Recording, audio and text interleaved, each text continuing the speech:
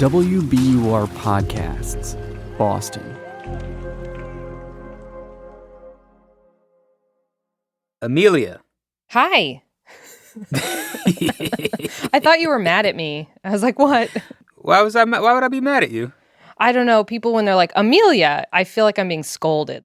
Oh, no. That was an Amelia of excitement. Okay. Because I get it now. I hear that you and the entire arts and culture team have been nominated for the Boston Music Awards. Yes, we have. I've been nominated personally as a music journalist, and the arts and culture team, formerly known as the Artery, has been nominated as a music publication. So you've been nominated before?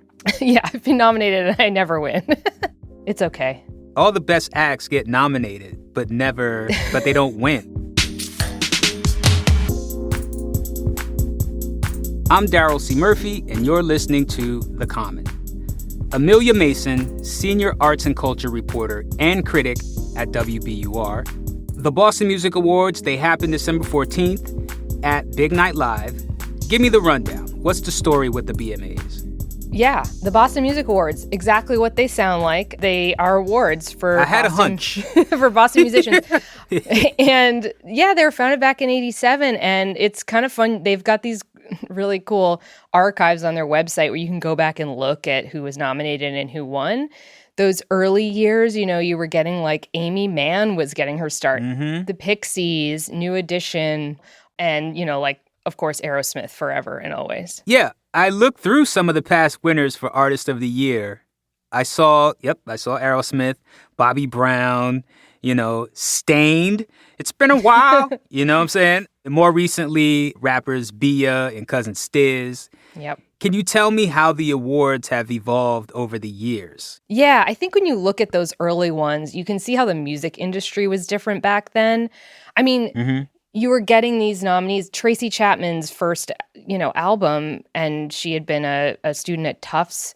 That was huge, like top 40 huge. And it was, conceivable that she was actually a Boston artist still at that time.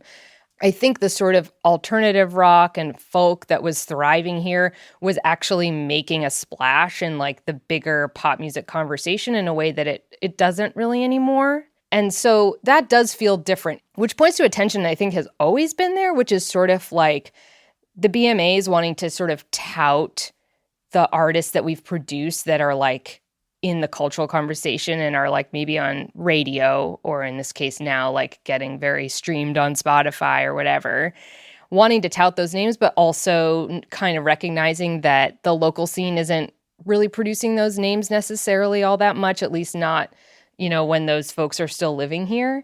These days, I think they've managed to split the difference in a nice way where they've got a couple of the big categories split in two. So like artists with more than 1 million streams aren't competing against artists with fewer than 1 million streams. Got it. So with all that said, Amelia, you stay on top of the Boston music scene. Who are some of the artists you're looking out for in these awards next week? Yeah, one of the artists I'm really looking at is Alisa Amador, and that's because she won NPR's Tiny Desk contest this year, which was, that's a really big deal for an independent artist. It's a genuine big break. Huge. And it's huge for Boston. It's really nice to see a local artist win. I've been waiting for it because I do some coverage of it every year. She's a singer-songwriter. She came out of the folk music scene here. She's bilingual. Sings in English and Spanish. She entered with this song that's kind of about this feeling of like straddling different cultural worlds and not knowing where to fit in. It's called Milonga Accidental. Cuando miro afuera, cuando miro adentro, cuando miro afuera otra vez, de la periferia hasta el mero centro, siempre soy testigo y juez.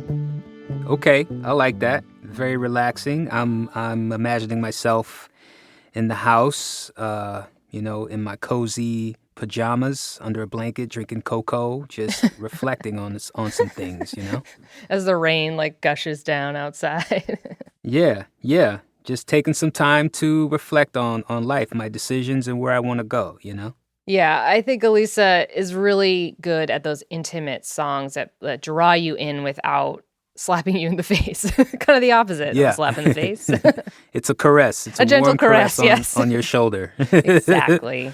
But kind of on the flip side of that vibe, I also am excited to see Rilla Force, who is a DJ and producer, nominated this year. It's sort of a reminder that there's like cool electronic music coming out of the area, even though we're not really known for that. And Rilla Force is nominated for, I think, a couple categories, but his song Feels is nominated for Song of the Year.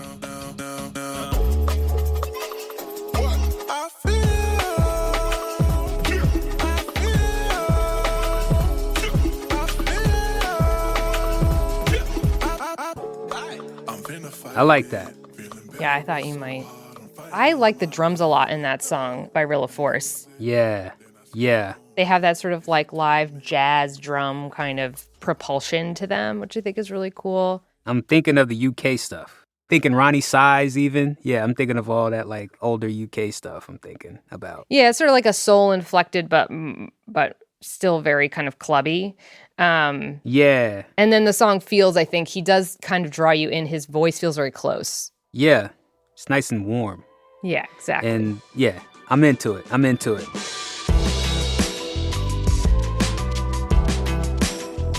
We're going to take a quick break, but we'll be right back with more from Amelia.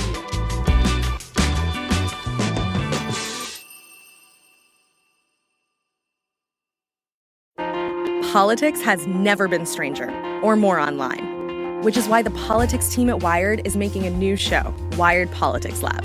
It's all about how to navigate the endless stream of news and information and what to look out for.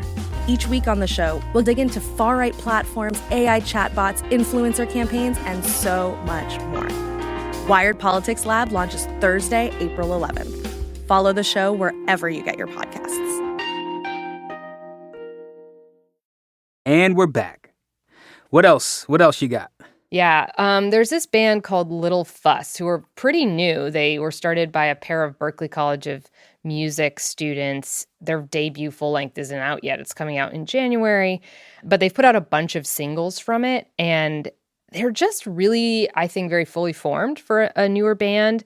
It's electronic sounding and poppy, but with guitars also. And they're just, they write incredibly catchy music. So their song, She's a Liar, I think is a great example of what they do well. I find a mere force in conversation.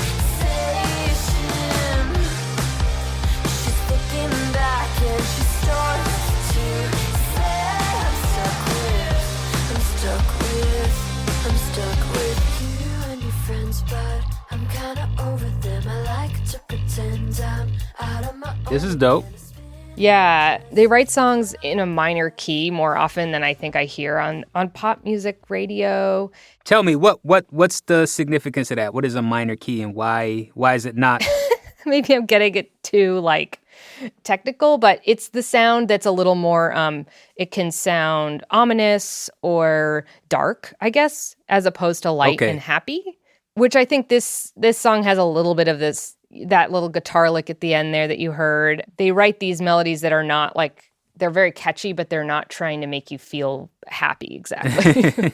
They do remind me a little bit of Olivia Rodrigo too. I think there's this, it's poppy and electronic, but yeah, the dark pop stuff. Yeah, it's still I'm also guitar-y thinking about Billie Eilish. Yeah, a little bit of that. The album that's coming out is called Girls at Parties.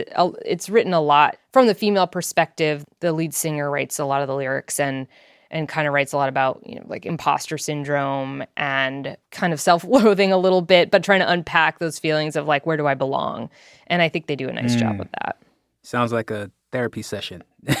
What else you got? Well, this is not a therapy session. I feel like this is the opposite. GA20, it's kind of a new wave blues band.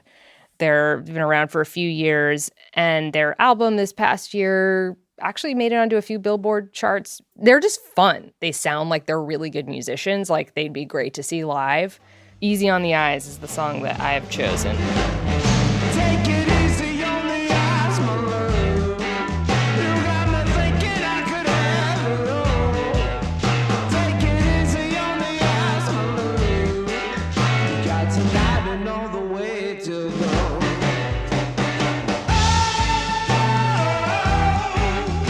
All right. We got Bluesy right there. Yeah. Bluesy with the fuzzy vocals. I'm in a sexy bar, sexy beer commercial, right? Yeah. I mean, it's very Black Keys, I guess. But you don't need to be the first person to do something to still be doing it well, you know? And Right. I find this kind of refreshing. Like, it sounds like a band in a room. Yeah. And it's very fun to listen to. Word. You know, as we listen to these artists, what do you think makes Boston's music scene unique? We aren't known for one thing specifically. I don't know if that's unique, but there's a ton of musicians here, and a lot of them come here for music school. So that is one of the things that becomes sort of defining. You find just a lot of bands that get formed by students, but we've also seen like a huge rise in hip hop in its exposure, in the recognition that it's coming out of the Boston area. Although often it's coming, it could be coming out of Brockton or Worcester. It's not necessarily Boston. But if you look at the awards and who's nominated the most, it's a lot of hip hop artists. I think Van Buren Records is a great example of that. The collective from Brockton, who were a new artist not long ago, and now just feel like they're nominated for a number of things, and that they're sort of established as like a Boston area group. Yeah, that's awesome. Like a lot of interesting stuff. Yeah, I think if you look at my favorite category is the new artist category. If you look at it this year, it's just really fun and kind of quirky and good and diverse. For sure, we'll keep an eye out and definitely going to be listening because there is some good stuff out here. And so shout out to you, Amelia, and to the Arts and Culture team. Congratulations on your nomination. Thank you. I'm rooting for you. And once again, shout out to all the artists out here contributing to the culture of the city. Amelia, thank you so much for coming through. It's always fun to sit and talk about music with you. Thanks for having me. I do love to sit and talk about music. I heard you got one more song for us. Yes. This is by the band Winkler, which is a Boston kind of indie rock band, and the song is called Mona. All right. We're going to let Winkler take us out.